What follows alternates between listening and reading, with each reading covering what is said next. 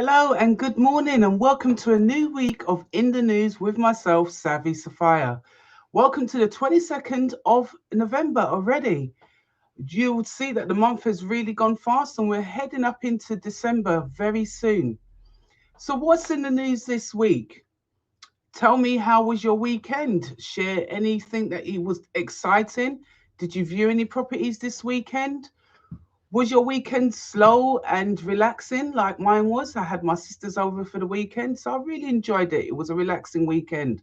So, what do we have in the news this week? Well, first, we've got some in house news. For those of you who are planning to start your business, your property business in 2022, I have some really good news for you. If you're planning to start your journey in 2022 and feeling a little overwhelmed with that, don't know where to start, well, we have something very exciting coming up for you now. We've actually gone live with the Property Investors Toolkit. And if you're thinking about creating your investment, this toolkit would really help you on your journey. The toolkit is very simple and it's easy to follow. It's going to be downloadable products that you can download and follow each step by step. I've laid it out so simple for you to really get a better way of how to invest in property.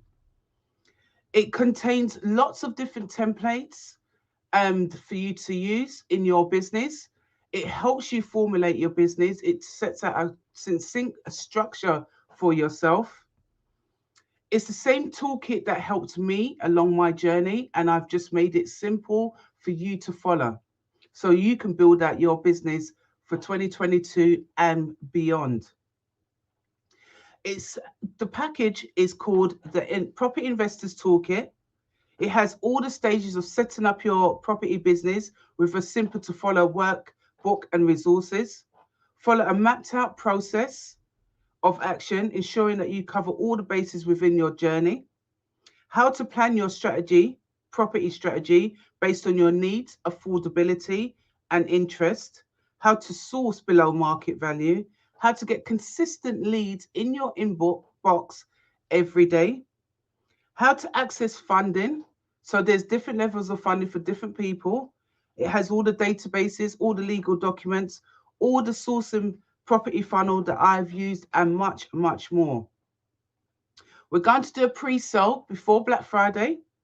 So I'm going to be sharing the link below in these comments. And guess what? It is for a ridiculous price of £37. Yes, I said it, £37. You get a plethora of stuff to really help you build out your business. And believe me, this is the same funnel, the same tools, the same templates that I've used to build out my multi-million-pound property portfolio as well. So I really want you to get also the benefit from it. So I've created it for you. All you need to do is say yes below in the comments, and I'll make sure I get you over the link. But I will also share the link with you. So I hope that is something that everyone's been asking me about. Well, Sapphire, how can I get into it without spending a lot of money, without, I need a step-by-step, I need hand-holding, I need all these things, but how do I do it? I've created it now for you. So I hope you go over and buy and enjoy it and go through the process, and I'll be there to support you. So in avenues, property investors, seasoned investors. So what is it that I'm talking about? Nightmare neighbors. Do investors need to be wary of who lives next door? Have you ever had a property where you regretted that you bought that property because of the neighbors? Or have you had good neighbors and they've moved out and then you've come across nightmare neighbors? If you're looking to buy a home and then let it out to tenants, or if you've decided to invest in a holiday home that you'll be renting out for parts of or all of the year, then the local area and the people who live next door to your home are likely to be the key factors in your decision making, which means new research from regulated property buyers good move might be a tad worrying. The firm has revealed exactly how UK homeowners feel about their neighbours, as well as where in the UK has the most badly behaved folks next door. While no homeowner or tenant expects to have the perfect neighbours, there are likely to be things that really grind the gears. The survey found that a whopping 68% of Brits said they had issues with their neighbours in the past. In fact, some 10% said issues have got so bad they have reported them to the council, with 5% admitting to call the police on them, and another 5% having to move home completely. But what are exactly the things that neighbours do that makes them so troublesome? The top 5 peeves, according to the findings, were being extremely loud, 64%, being overly nosy, 53%. Number 3, parking, blocking a driveway, 52%. Number 4, having a questionable lifestyle, e.g. running an illegal business from home, 49%. And number 5, having a lot of parties, guests over, 41%. And having loud, annoying children, 41%. The most common responses to such negative behaviour is, in typical British fashion, is complaining about them to others, 30%, or simply ignoring the problem, 25%. So where are some of the bad neighbourhoods then? In terms of places where the worst neighbours are, Good Moves research outlined the cities where you are most likely to encounter a bad experience with those living next door based on responses who said they had neighbours with negative behaviours. They are followed. Number 1, Manchester, 78%. Number 2, Cardiff and London, 75%. Number 3, Leeds, 71%. And number 4, Nottingham and Sheffield, 67%. Despite the above figures, is not all bad, with 45% saying their neighbours help them by taking in deliveries and watering plants when they're away. 17% claim they were close to their neighbours and hang out with them all the time. Meanwhile, almost 1 in 5, 19%, have even given their neighbours a key to their home, a major sign of trust. So what do you think about your neighbours? Would you trust your neighbours? Do you like your neighbours? Are they noisy? Please share in the comments. Having such a record may make your property harder to sell. This is particularly true if you have issues, if it's issues likely to arise again. If you choose to withhold such information when selling and the buyer finds out after the purchase, they can take legal action against you. By no means does any homeowner expect or need to have the best relationships with their neighbours. However, unfortunately, there is, in the instance where you may experience particular bad behaviour, they thought they would be interested to see exactly what really homeowners do and how nervous homeowners get when they're buying or selling their property. I always say it's about full disclosure. Having full disclosure with your properties is the best way to go. So what do you think about that? Share in the comments. Have you had any bad neighbours in the past? What do you think about having good neighbours as well? Because there's some really good neighbours that can really help you. In other news, 10 easy mistakes buy-to-let landlords should avoid making. Becoming a buy-to-let landlord can be very profitable to use of capital, your capital, that is. And that is not to suggest that it's easy to do so either, especially if you're taking on a management of the property portfolio yourself. In the months and years ahead, the best approach to working through a checklist of considerations, things not to forget to undertake before investing. Number 1, minding your own business. Whether you're doing it for the first time or are a portfolio landlord already, it is important that you keep on top of record keeping. Good record keeping Not only helps you keep track of your income and outgoings, but it's also important for staying on top of the administration task, like when insurance renewals are due. It's also be a lifesaver if an unfortunate event happened and you need to have a tenant dispute. Number two, plan for periods when there's no rent. It is fair to say that you'll experience periods when your property is vacant. Generally, this is after one tenant has ended and you are advertising the property for a new tenant. If you manage it well, you may have a few tenants lined up to move in as soon after the previous tenants have moved out. But you cannot assume this, so make sure that you're prepared for it. On average, a house will be vacant up to 4 weeks per year.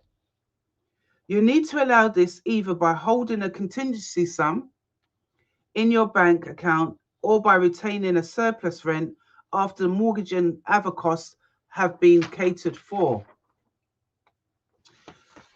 And make sure that the rent that your mortgage is definitely catered for. As a minimum, it is worth holding an equivalent of 3 months' rent to help you through these periods.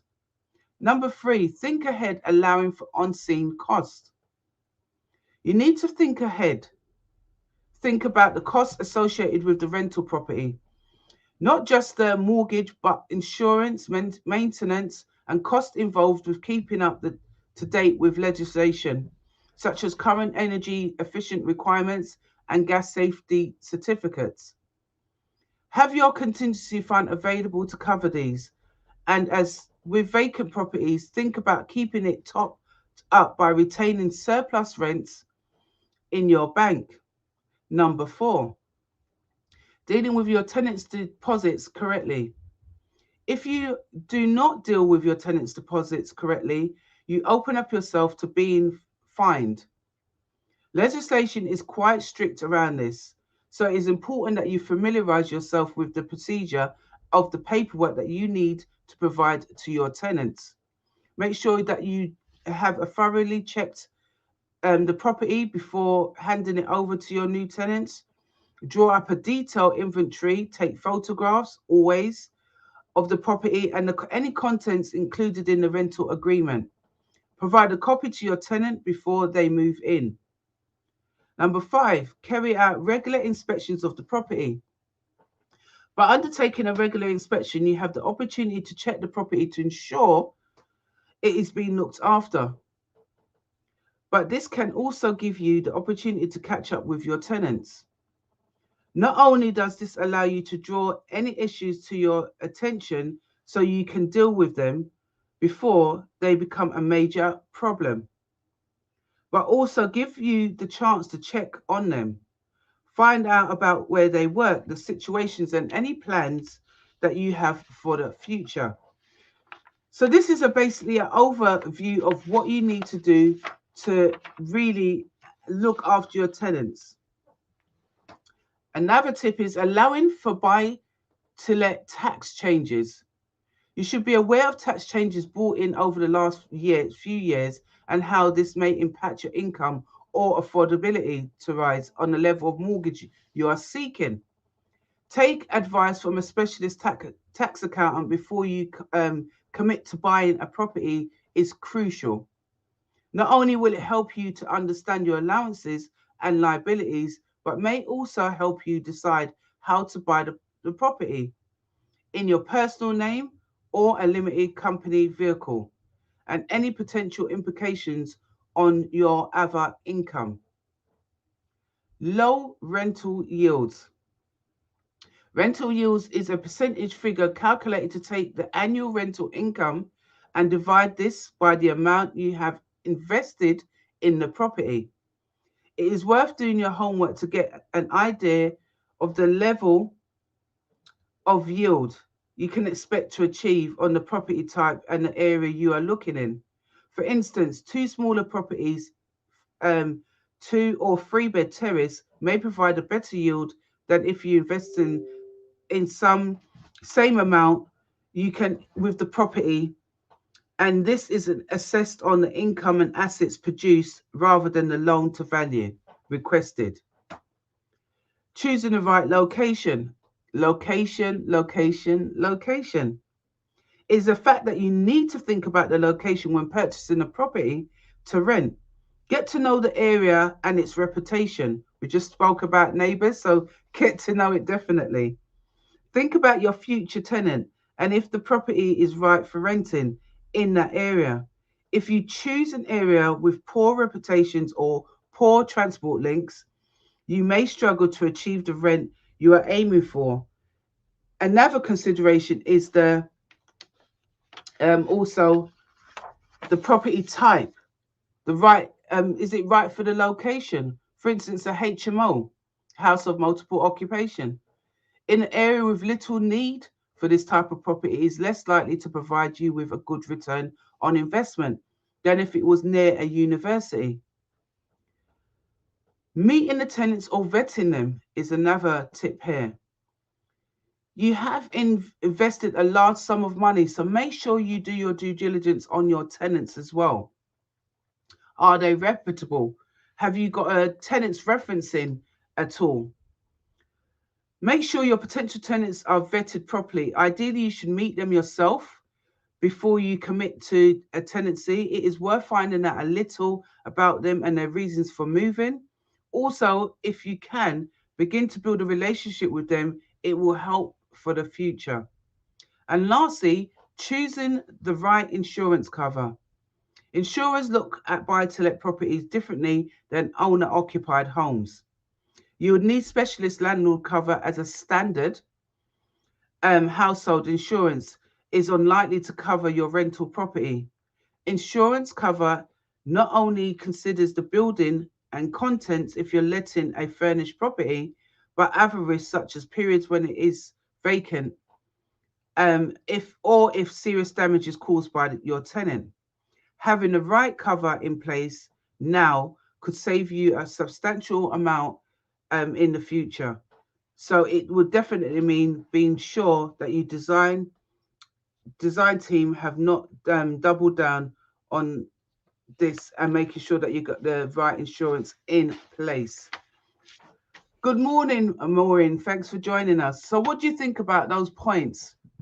When you're getting into being a landlord, you really have to think about what you're doing and how you are doing it. In avenues, woke or wonderful, new bid to bring diversity to property industry. A website called Changing Face of Property has been launched to encourage young people planning their careers to consider our industry and help them get their first job. Created by 12 industry giants, including Savills, Knights, Franks, BMP, Strutt and Parker, Carter Jonas, and Allsop. The site will automatically offer advice and insights into different roles within the residential and commercial sectors. The starting point will be surveying, but the site will expand to include agency work too. They said their new website reflects the wider work we're doing as a collective. In the past, the property industry has drawn talent from a certain pool, primarily private educated individuals from Russell Group University, explains Kelly Caterford, program manager for the changing of the face of property.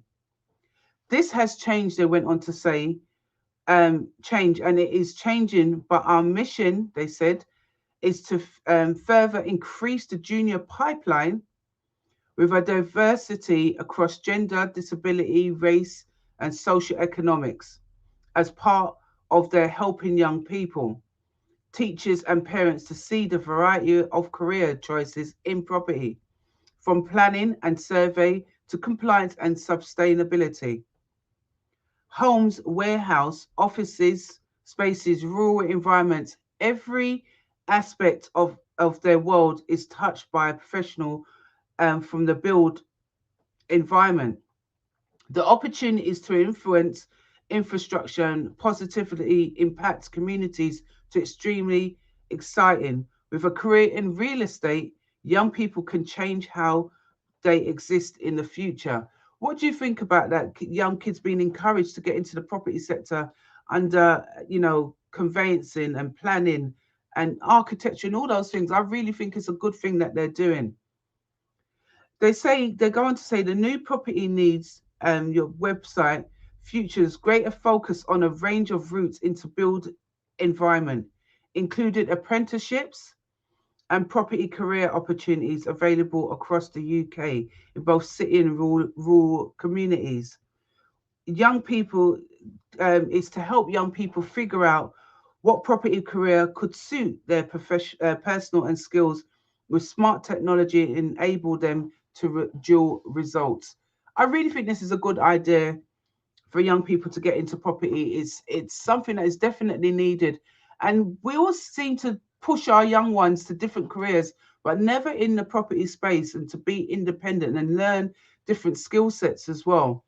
And especially our young women as well, getting into this space, I think is really good. Being an estate agent is okay. It's really good to be an estate agent. But being able to be a surveyor and things like that, it's not really heard of women doing it. And I really would myself encourage it, because there is so many different aspects of property. I've looked up property, and there's 82 that I've come across different ways of getting into property. So being in that environment and discovering what you're really talented at is a good thing. So I champion them, and I think it's a good idea. Lastly, Airbnb reforms shows it wants traditional landlords business.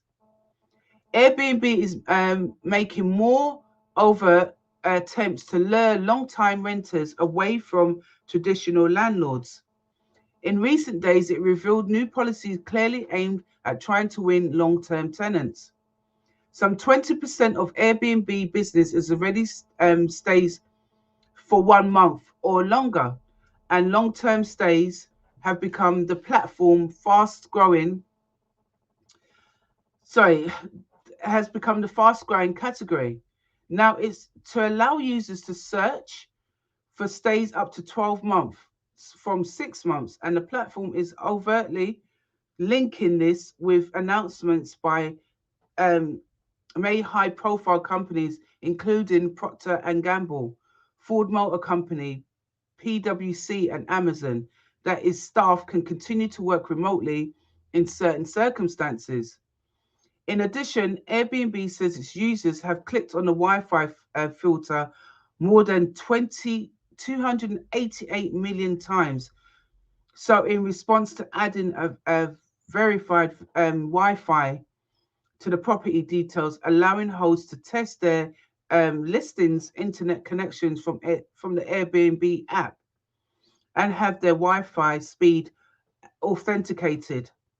Now, adding to that appeal to longer term renters, Airbnb is introducing something called Air Cover for its host. It calls this top up bottom protection free for every host on only on Airbnb.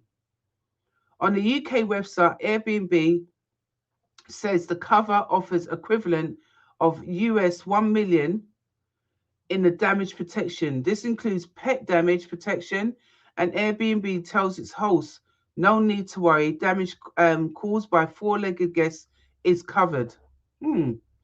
It also has deep cleaning protection. We compensate you for unexpected cleaning costs like removing cigarette odor if a guest smoked in your home, and income loss protection. Air cover reimbursement loss income if you cancel confirms Airbnb booking due to guest damage. Now, what do you think about this? I've got some great idea for them to start young. Okay, Dorothy, I agree with that. Maureen says brilliant for young people. This is on our last bit of news that we read. But what do you think about this Airbnb wanting long-term renters? I remember back in the day before Airbnb is the platform, you know that, but it's to do service accommodation. And we used to do long-term rentals to big corporates. We used to call them corporate lets. It's got this fancy name now, service accommodation, but we used to call it corporate lets back then.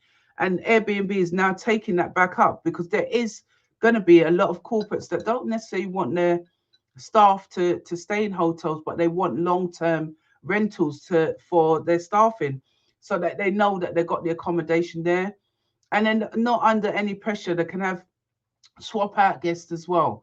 It's not like a traditional buy-to-let where you've got one tenancy agreement. With an agreement with a property that you're renting out, anybody can actually stay in the property, which is a good thing. So it gives them flexibility as well. So what do you think about that? That was our actual last final piece of news. As I said, we've got some really good company news this week. We are launching our the property investors toolkit, which is going to be available. It's actually available now, pre-sale. So if you want to go ahead, I'm going to be putting a link in the chat below. So if you want to go ahead and purchase that now, go ahead and do that. Don't forget you get an upgrade automatically as well. So there's a little surprise for you there. But go ahead and purchase that and see how it really helps your business move yourself forward. Is there anything you would like to share with me? Please feel free to do that in the chat. If you've got any questions, put it in the chat and I'll come back and answer those. I always do. It's been lovely having you here this morning. It was a short news feed. We've got a busy week ahead. And I hope you've got a busy week ahead. And if you haven't, have a relaxing time. But have a wonderful day, a wonderful week. And Savvy Sapphire will see you next week at 8 a.m. on In the News with Savvy Sapphire. See you all soon.